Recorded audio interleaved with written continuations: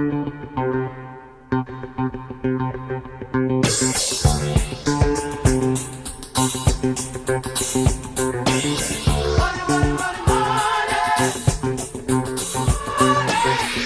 return on my time as an entrepreneur is much better building the product business. What I learned was recruiting is a sales job. Be very selective about who you do business with. Not every customer that wants to pay you is a good customer you should work with.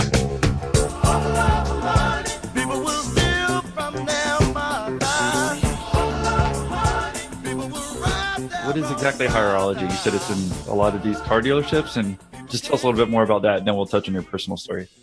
Sure. Hireology is a talent acquisition and retention platform that's built specifically for distributed enterprises. What that means is we work with companies, manufacturers, and brands that don't own their distribution channel. We're talking about franchise systems and dealer networks. We work with most of the service side of the franchise industry. So you think brands like Anytime Fitness or Goddard Schools are great examples.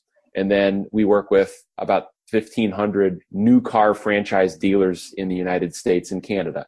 Both of those markets for us are ones that we have a leadership position in and are really the only company focused on those markets for what we do. And what were the two markets? Service-based franchise brands and retail automotive. So what would Anytime Fitness do? Because I don't know if they're all a little bit different or if it's all similar stuff that you're doing there at Hireology. Well, the franchise industry is really two sides. On one side, you've got the franchisors, and franchisors are the folks that have created the brand and the standards and the service offering. And their job, they're in the business of selling franchises and helping their franchisees succeed. So they're in the business of selling businesses to entrepreneurs and helping those entrepreneurs be successful in the concept. On the other side, you've got franchisees. Franchisees are individuals, could be mom and pop, could be a partnership, could be an actual corporation that buys and operates franchise locations.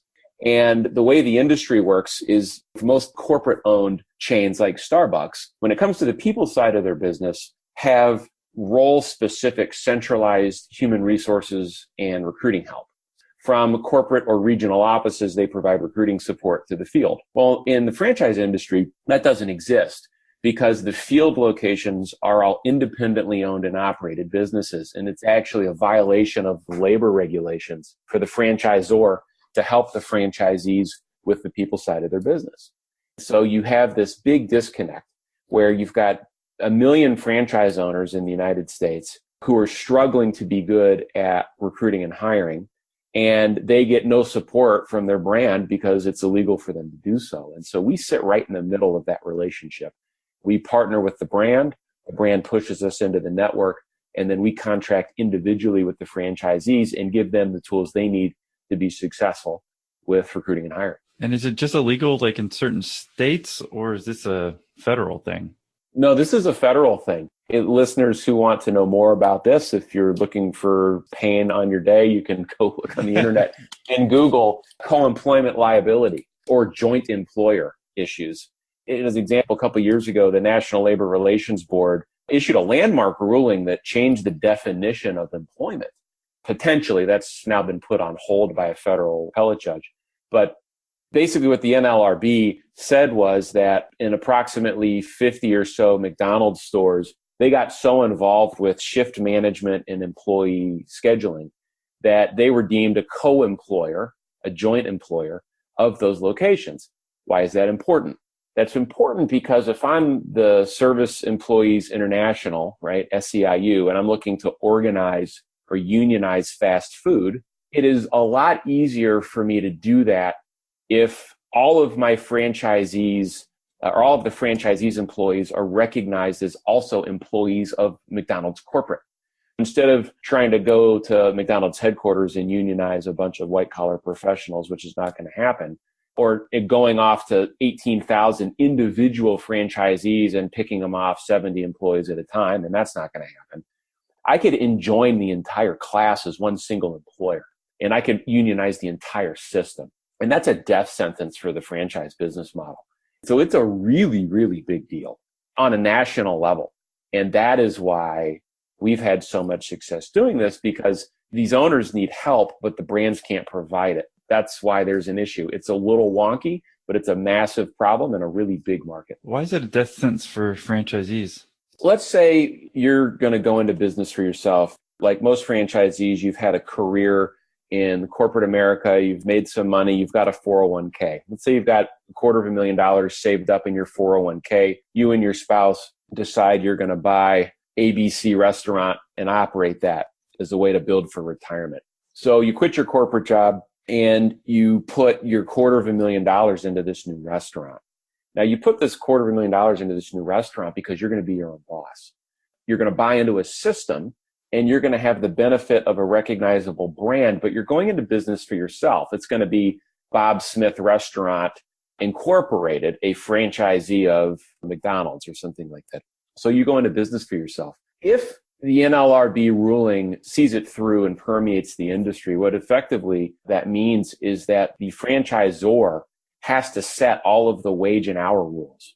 So why in the world would I go into business for myself into a business model where I have no control over my labor costs, which, by the way, are the single largest costs in my business? So there's no way I would buy into a franchise concept if wage and hour rules are set by someone other than me. So what's my business really worth then? And so for them, the million or so franchise locations in the United States that are now subject to these new rules, what's their business worth? They now can't set wage and hour laws or regulations in their own business. And it's a mess. Franchising exists because it distributes the risk.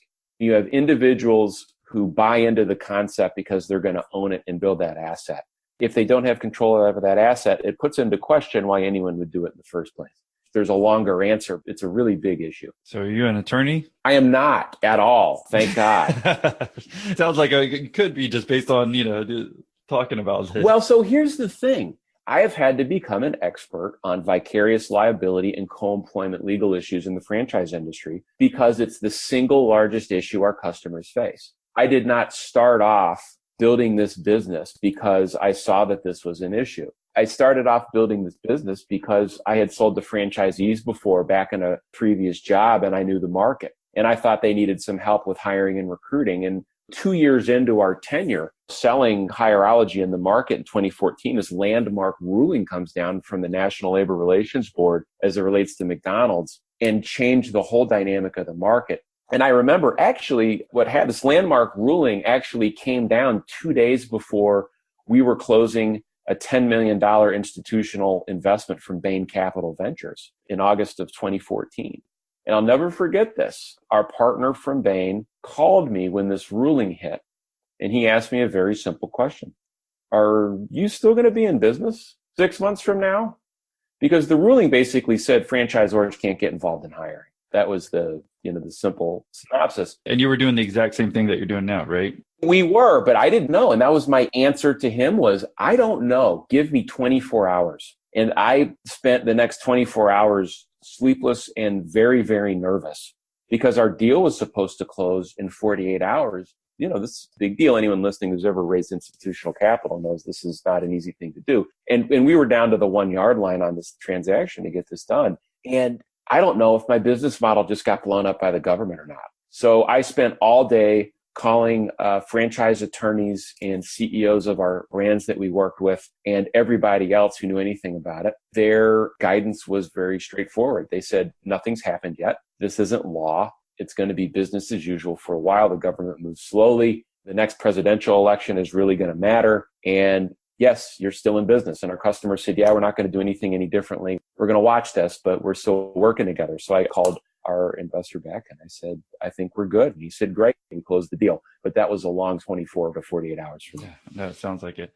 Well, let's go ahead. It's kind of a good transition that you aren't actually a lawyer. So could you tell us where you went to college, how you got to where you are today and starting Hireology? I went to the University of Illinois, graduated in 1998, and I was going to teach high school history. That's what I went to school to do. That's what my mom did. I'm a history junkie. I like teaching. I like storytelling. I like standing up in front of people and waving my arms and talking. You're the perfect guest. And I really, well, I appreciate that. I really like teaching and I love history. And that's what I wanted to do. And maybe someday I will do. But the problem was there weren't any teaching jobs. A buddy of mine that I went to school with had graduated a year before me and was really enjoying this gig he had at this IT staffing company, which had been started by a guy named Steve Bisciotti, who now owns the Baltimore Ravens and half of Baltimore, right? And so at this point, it was about a $100 million business unit within Steve Bisciotti's growing staffing empire. I took the job as a placeholder while I applied for teaching jobs, but I loved it. I absolutely loved the business. I loved recruiting and hiring. I loved the tech. This was in the middle of the first .com cycle, so it was tech everything all the time, the first time through. And Y2K, for anyone that remembers that, where the world was supposed to end. And it was a big deal. It was crazy, and I loved it. So I spent 2 years learning recruiting and hiring. And then I had an opportunity to go work for a company that was a startup in Chicago called Click Commerce. And Click Commerce sold some of the first internet portal technology to dealer-based businesses and franchise systems. So instead of having to fax orders across a phone line, which is the way the world worked in 1998, we would go in and install literally servers on site with software and hook it up to dial up and give these dealers on location a secure login to an internet portal that they could use to transact business with their manufacturer or their franchisor. And before you jump to each, can we just ask one key point that you learned at every job? Because I think that's important for you to discuss along the way. In the staffing industry, what I learned was recruiting is a sales job. It is not an administrative function. And so many companies treat recruiting like an administrative function. It's paperwork processing. I apply for the job. My resume goes to the inbox. It gets reviewed. It gets pushed to the next step. It gets pushed to the next step. Sometimes I hear back. Sometimes I don't hear back. And it's run by the HR organization, which is also responsible for benefits and compensation and reviews and sexual harassment policy and all the other stuff. But recruiting is a selling job. You have to get somebody who is a high performer, stable in their current job, probably really happy doing what they're doing, and then convincing them to quit to come work for another opportunity. And that requires a huge transfer of trust. And that is all sales is really at the end of the day, is a transfer of trust. I've learned how to have conversations with people about what they were really looking for and how certain jobs might provide that better than the one that they're in. And I've really enjoyed it. Recruiting as a selling process really mattered because it's really impacted how we deliver our software solution today. And that was my big takeaway from the staffing industry. And then in the Click Commerce, sorry, I didn't mean to cut you off there. I just wanted to make sure before we get too far down the rabbit hole, what you were learning there. Well, at Click Commerce, I came in as employee 60 or 70. The company eventually went public. I think we were one of the last to go before the first .com bust.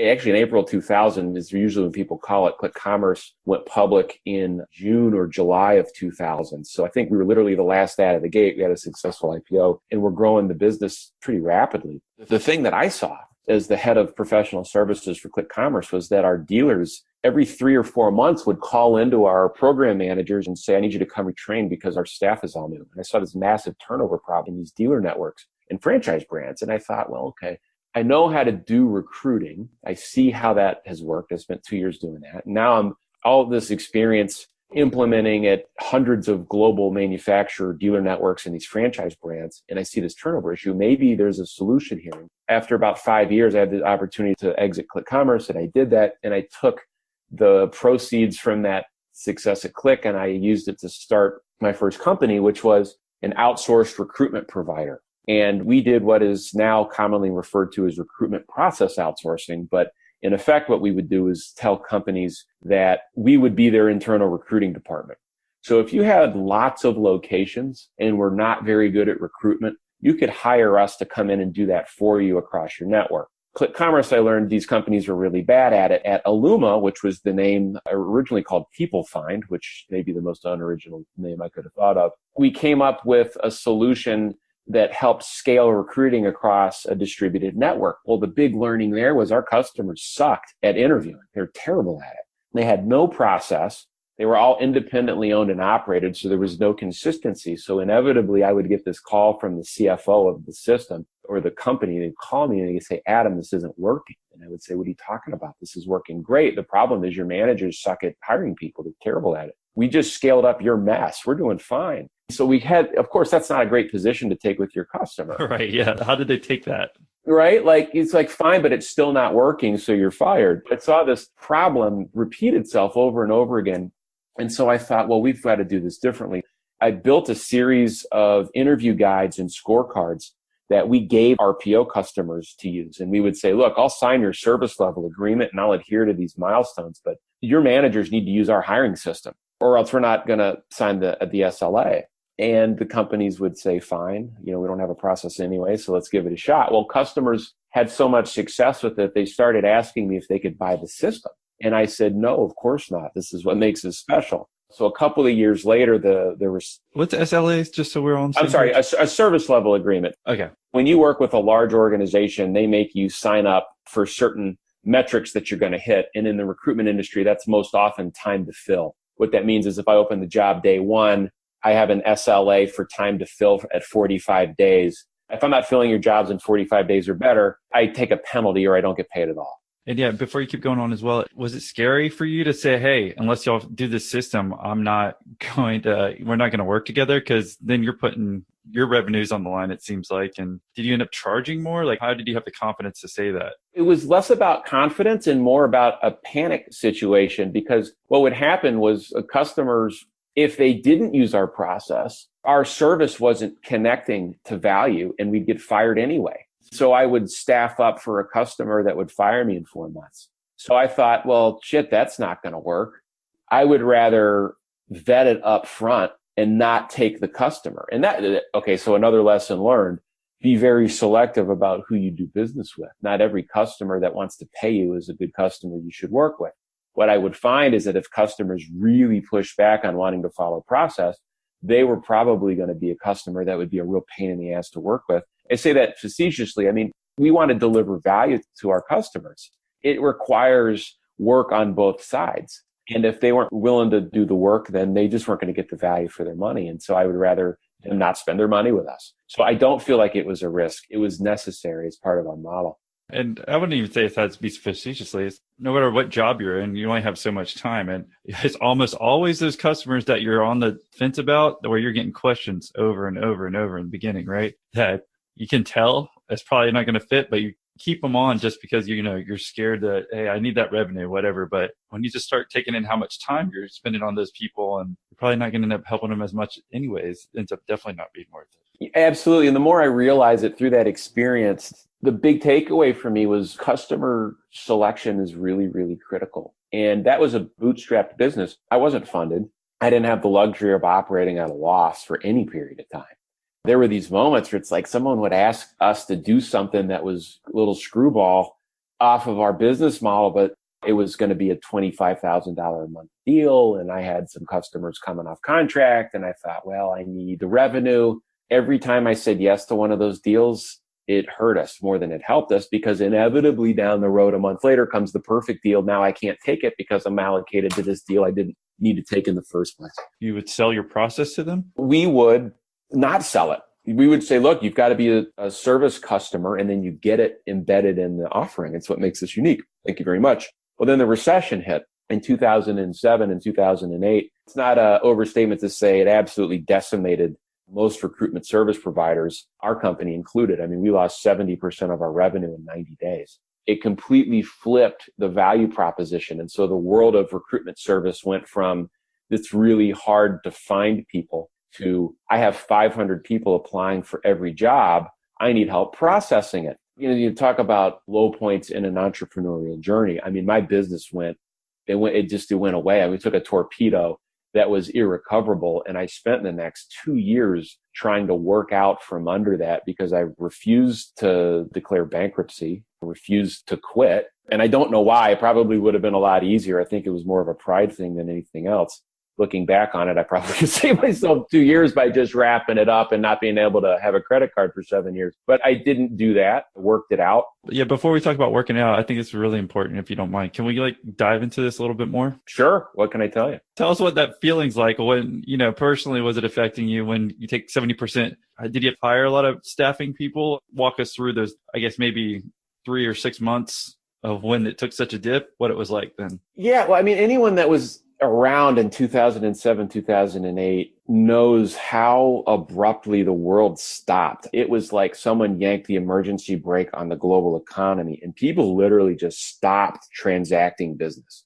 It was unbelievable. And it happened in a week. There was a week where The stock market was down 600 points a day, multiple days in a row. And then everything exploded. Lehman Brothers went out of business and the world just stopped working. And it happened in October, if you remember, before the presidential election, before Obama got elected the first term. And the timing sucked because October is when all companies set their budgets, at least enterprise customers. So you get all of the U.S. economy setting their budgets in the worst recession since the Great Depression. And basically what came out of that was, we don't know what's going to happen. We're not spending a dollar on anything. We're not hiring anybody. So if you're in the recruitment business, forget it. You're dead. I had 35 employees at the time. I had just 2 months earlier finished buying out both of my business partners at the top of the cycle, right? And okay, that's now worth zero. Great. And I still have to figure out how to do right by these guys. And the way that our business was funded was that we had a line of credit with the bank based on receivables, which is fairly common. In a service-based business, the bank would advance us 80% of our accounts receivable amount every month. And as long as those receivables were less than 90 days old or aged, life was fine. And then we would get the invoice, we would pay off the 80% advance, the 20% was the profit margin, and that's how we ran the business for 5 years. And it worked fine, it worked great for us. A couple things started happening. First of all of our customers either went out of business or canceled contracts. What can you do? You're not taking your customers to court. And the second thing is they stopped paying us. Not only did we lose 70% of our revenue in 90 days, but I had $1 million of accounts receivable that pushed out past 90 days. So I was running a $300,000 a month payroll, personally guaranteed on this line of credit that now was more than 3 months aged. So now I'm on the hook personally for $1 million. There's no revenue in the company, and the bank calls the loan. I learned a lot about the way bank loans work. And there was a clause in there that said, basically, we have the right to call this loan for any reason, any time, to get a summary judgment in court and not even notify you that we're doing it. And that's in effect what happened. One morning, I'll never forget it. I'm standing in the kitchen. It's about 6:30 in the morning. I've got my cup of coffee. I'm getting ready to go into the office. And I get this phone call from our payroll company that said, your payroll just bounced. I said, what are you talking about? And I log into the bank, and sure enough, there's a $0 balance. And I call my contact at the bank when it opens. 2 hours later, I'm sweating this. And the guy says, I'm sorry, I'm not your point of contact anymore. You've been moved to a different group. And I thought, oh shit, that's not good. I get transferred to this new person who I would say is really effective at playing bad cop. I mean, if there was a good cop, bad cop situation, like this was textbook definition bad cop. And she basically said, well, sir, I'm sorry you've fallen below our loan threshold. We've decided that we're going to call the loan. We've swept your account balance. And I said, well, we've never missed a single payment. I was operating the business fine. I can still cover interest. We're good. Like, I'm working this out. Give me a chance to fix this. She said, I'm sorry. And what I came to learn was that in that environment, banks were hemorrhaging losses on their loan portfolios. And they all just wanted to take one big massive write-off and call it a day. Like, just eat a shit sandwich in the fourth quarter of 2007 and just call it a day because investors knew that the world was bad then. So that's what they did. So I fell below some line. It didn't matter. They just shut it all down. So now I've got a company with customers, but I can't process payments. My account balance has just been swept. I owe the bank $1 million, and I got to still run this company. I run down the street to another bank, take all the money I have left in the world and open up a checking account, wire it to the payroll company to pay people, and then start calling customers and telling them, Dave, you got to pay me. And I basically became the world's best collection agency for the next 3 weeks and collected about half of the $1 million.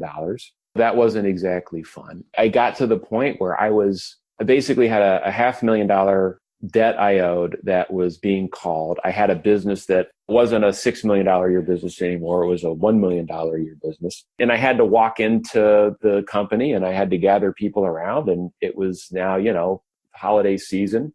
And I basically said, hey guys, this is what happened. I love each and every one of you. I appreciate all that you've done. As you know, things have just gotten real in the economy and we've been hit pretty hard. So if you're here with me in this room, unfortunately, this is your last day and I can't pay severance. And I know this sucks and I'm sorry, but pack it up. How many people were in the room? Probably 25 people out of the 33. So I was able to keep 5 or 6 folks. And then I said to the other 6 people, I said, look, here's the deal. You guys should start looking for work, but I need you. Okay. And then so that 5 or 6 over the next 12 months eventually went down to me and 2 other people. I just sat there and grinded for a year to triage the business and to come up with a business model that worked. And I was starting to make some progress. Before you talk about the new business model, are you just becoming your single recruiter? Were you backtrack into that? Doing it all. Yes. Do you have a wife or kids or anything, or are you just single at this point? At that point, I was still single in that year. I got married in September of 2008. This was that period of time. I was engaged and thinking, oh, okay, this is interesting. But I guess at the end of the day, I wasn't, I'm not really worried about it. I mean, what's going to happen? I'm not going to die. The worst thing that happens is I declare bankruptcy and I go do something else. But, I just wasn't going to do that. So I just got really laser focused on fixing it. And, when I started to make some progress, revenues rebounded and we were, it was growing basically starting over, but I saw the light at the end of the tunnel, and a business friend of mine kind of intervened at a lunch that we were at. And he's like, how's it going? And I said, going fine. He said, bullshit, you look terrible. And I said, okay. He goes, tell me what's going on right now. And, cause I'm always the positive, outgoing, everything's cool on the exterior guy. And as most entrepreneurs are, frankly, even in terrible moments, I kind of came clean on what was going on. And he said, I want you to make me one promise. I want you to look out 6 months. I want you to draw a line in the sand. I want you to set a number that's aggressive but realistic. And do yourself a favor. If you can't hit that number, quit. Because you're going to spend the next 5 years of your life trying to fix a company that's not fixable when you could be applying yourself to some much bigger opportunity. And I will never forget, it's the best advice anyone's ever given me in business. And I did that. I drew a line. I set the threshold. We busted our ass and we didn't hit it. And I quit. I said, enough is enough. I can't do this. I made the decision to take the existing book of business that I had and try my best to get another company to buy that from me. I was able to find a staffing company that wanted the book of business and also wanted to employ me because, of course, at that point, there was no income. I took the entire book and went to work for a large national staffing company with that book, which they provided some value to me for. I was there for a year, basically integrating the remains of my old business into their staffing operation. And about that time, we find out that we're pregnant with our first child, and things have looked better, financially for me than they did at that point. And I just thought, okay, I've got a marriage, I've got a child on the way. For the first time in a long time, I'm back to the salary and stable income. This is great. Okay, good.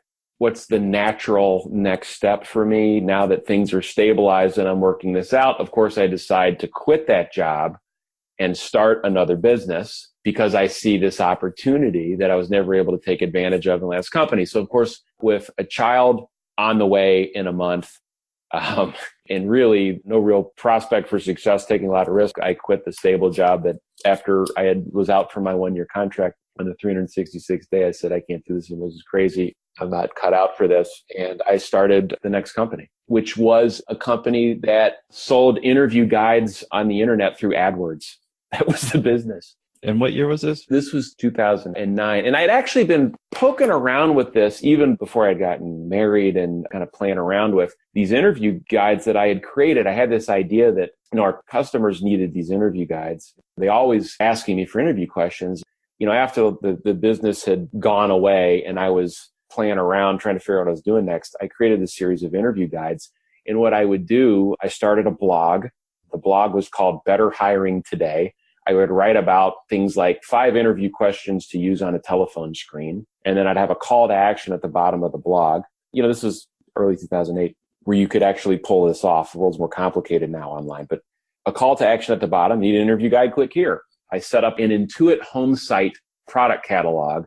I would upload the PDF form. I charged $24.99 for the telephone screen. I hooked it up to an Intuit merchant account. And I ran an AdWords campaign companion with each blog post. And in like 3 months, I sold something like $10,000, $12,000 worth of downloadable PDFs for phone screens to some of the largest companies in the world. And what I saw was managers would panic. They had an interview coming in and they would go, oh my God, I have no idea what to ask somebody. They'd Google questions to ask in a programmer interview. And my blog post would pop up and they would buy the guide because they were scared. They used their own money to do it. That kept happening over and over. And I thought, wow, there's a business here. I had this forms business that was doing really, really well. Well enough, in fact, that I felt like I could quit this job. I would take a massive cut and do all the things that you do when you start a business. But I thought, okay, there's a real opportunity here. So I decided to start this interview guides company, hiring guides company, and it was called Ionix. And so I named it the Ionix Hiring System. And I would write about recruiting and hiring. And I had these forms that I built and would sell and this whole downloadable package. And I did that for about 6 months.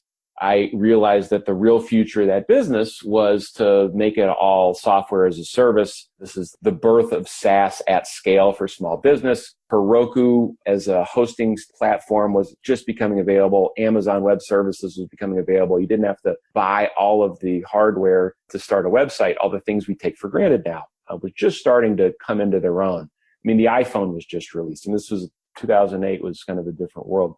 Decided to do that. I was telling a couple of friends of mine that we were both in a business organization. I was telling them, hey, I've got this hiring forms company that's doing well. I think I'm going to turn into a SaaS business. And they said, you know what, that's really interesting. We've got this service business that we're creating custom data-driven interview guides for corporations that want to be really good at picking the right person. Why don't we combine forces? And I'd known these guys for 5 or 6 years. And I said, that's a great idea. You guys help me fund it. I'll run it. That's how Michael Krasman and Jeff Ellman and I started Hireology. I took this forms business that I had been working. I contributed all the IP and became the CEO of this new company. They contributed a couple of staff members and about $250,000 capital to get it off the ground, and gave me some space in the back of their real estate office that I could sit in and start this company. And that's how Hireology started. Do you think part of the reason you wanted to sell those forms online is, I guess, before you were basically selling your time for money when you're recruiting versus doing something that was maybe a little bit more passive, or where you weren't hustling left and right to try to call people to get them into new jobs? Well, that's exactly right. I told somebody I did not want to run a service business ever again in my life. I think we all get burned out doing that. I have a service business and I feel you on that. And it's not that they're bad businesses. It's just I don't want to sell my time. I learned that lesson the first 15 years of my career. You know, when you're selling your time, you have a finite amount of it. And once you've sold it, you're done. And the only way to grow your earnings is to hire more people who also sell their time. And you reach a point where you chase utilization rates, where there's just only so much time the market wants from you, which is why you don't see too many large consulting companies. There just aren't that many of them because there's a scale issue. But if you build a product with zero marginal cost every time you sell it, you can build it once and sell it to infinity. The difference is you generally have to dig a hole and fill it with money for 3 or 4 years before you see any earnings when you're starting a product or software business. That is why I needed partners, and that's why we've raised capital. But a product business, particularly software or software as a service, is infinitely scalable and a much better way to spend my time. So if I'm going to choose between busting my ass to build a service business or busting my ass to build a software company, the return on my time as an entrepreneur is much better building the product business. No, I think that's an important point. And in closing, are there any other points that you want to leave our entrepreneurs with as far as lessons you wish you knew before you started your businesses? You know, I guess the customer concentration, watch it. It killed my first company. 70% of my business was concentrated in 5 or 6 companies. And I decided there was no way I was going to start another business where I had customer concentration. That's why Hireology serves 4,000 customers, none of whom are more than 0.5% of our total revenue, even, our largest customer. I never wanted to chase receivables again. I never wanted to live through that again. That's why 90% of Hireology customers pay with a credit card a year in advance. I never wanted to have to ever go through that again. That's why I'm in the software business, because I don't ever want to have to chase utilization ever again. And then the other lesson learned is just understanding what your time is worth.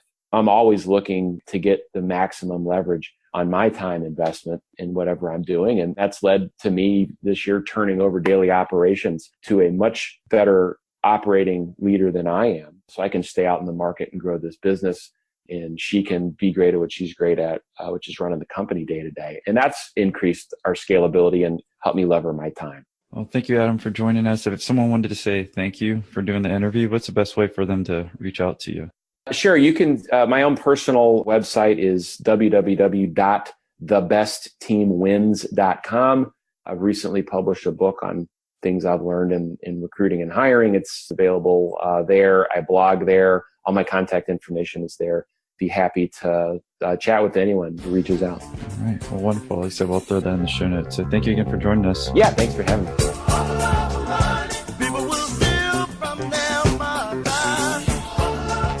Thanks for checking out another episode of Millionaire Interviews. We just wanted to give you a quick public service announcement. We may be experimenting with taking down episodes a few weeks after their release date. So if there's any interviews you haven't heard yet and you think you might want to listen to them in the future, then we suggest going ahead and downloading them right now. I'll explain our thought process on this again later on. But since I'm such a great guy, I wanted to make you aware of it right now. So as always, thanks for tuning in, and go ahead and get your download on.